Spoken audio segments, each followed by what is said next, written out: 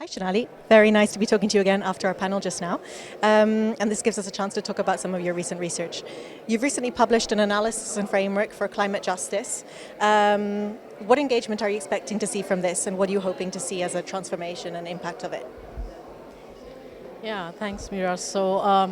Actually, our objective in the work that we just published on this justice framework was really to address the climate community that develops scenarios for for informing policy, basically.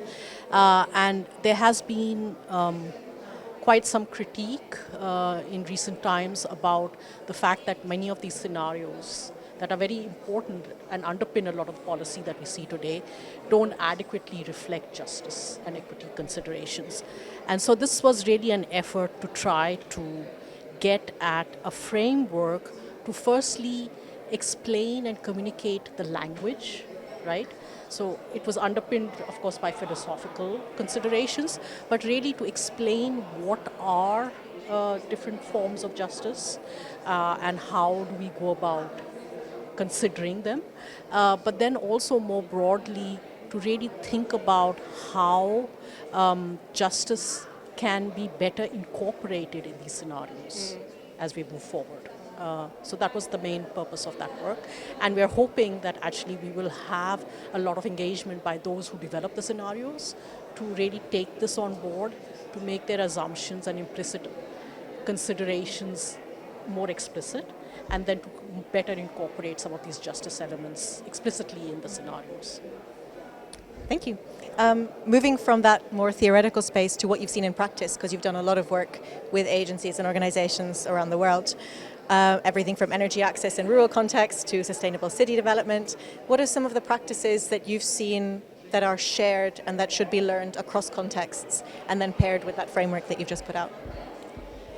Yeah, so I mean, a lot of my work has really looked at access for those who don't have access, right? So really looking at those who are most marginalized, those that are what we would term poor or who don't have access to the services that a lot of the world has access to.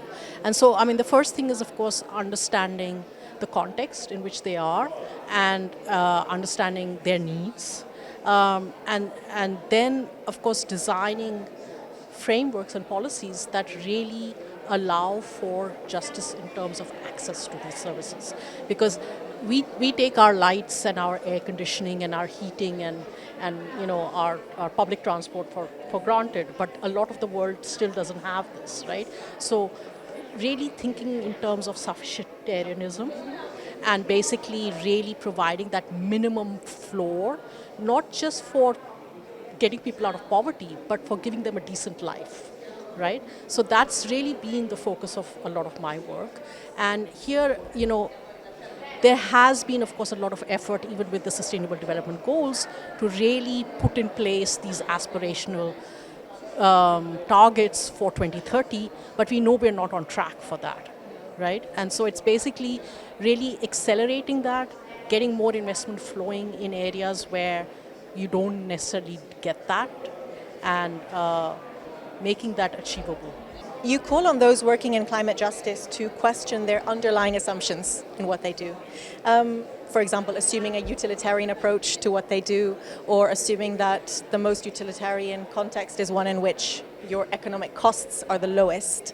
And we're seeing some of those impacts in having GDP or emissions as the sort of top or only indicators that we're using. What are some of the fallouts that you're seeing of those frameworks and of the absence of questioning them? Yeah, I mean, so we're already seeing actually within the scientific community a greater understanding and a greater attention to some of these broader considerations.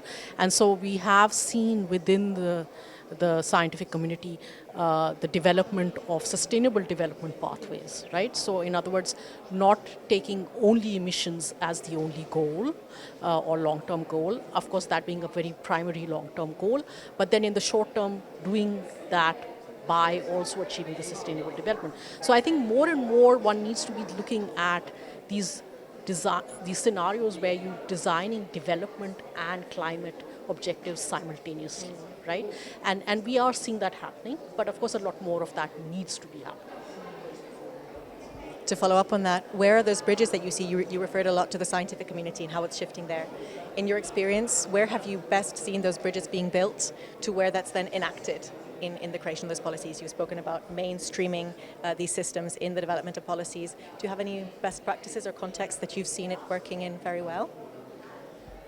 Yeah, so I mean, I can give you one example where we've seen an evolution of the policy in a sense. So, for instance, with energy access, yeah? So earlier, the policy was very much about, just providing connections to people, right? Because that's the first step to providing access. And then now we are increasingly seeing that just providing the connection is not good enough. It has to be a reliable connection. It has to be an affordable connection, right? And it has to be available to the person in the context of where they are. And so there has been an evolution even in terms of policy, in terms of sort of addressing these additional concerns, because otherwise that connection doesn't translate automatically into the person being able to enjoy the service, right? And so in this sense, there has been evolution, but of course it's not happening at the same pace everywhere, and it's not happening everywhere anyway. So that's something that needs to be, again, just amplified and translated to different contexts.